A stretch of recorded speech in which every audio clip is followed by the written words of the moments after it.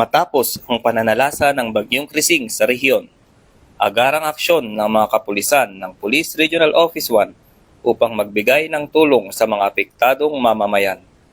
Nagsagawa ang mga kapulisan ng iba't ibang humanitarian assistance tulad ng evacuation, relief distribution, clearing operations, at libreng sakay sa mga lugar na sinalanta ng matinding ulan at pagbaha dulot ng bagyo. Tumulong ang mga pulis sa ligtas na paglilikas ng mga residente mula sa mga nabahang lugar patungo sa evacuation center. Kasama rin dito ang pamamahagi ng relief goods, katuwang ang lokal na pamahalaan at iba pang ahensya. Samantala, ininspeksyon ni Police Brigadier General Dendo R. Reyes, Regional Director ng PRO-1, ang Regional Reactionary Standby Support Force o RRSSF upang masiguro ang kahandaan sa posibleng epekto ng Bagyong Emong.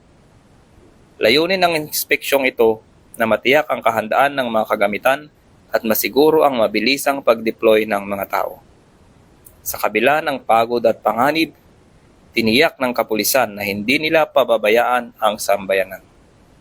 Sa gitna ng unos, mananatiling, maaasahan, malalapitan at mapagkakatiwalaan ang kapulisan. Mula dito sa Ilocos Region, ako ang inyong training correspondent, Police Corporal Mark Anthony Pico, alagad ng batas, tagataguyod ng Balitang Pulis.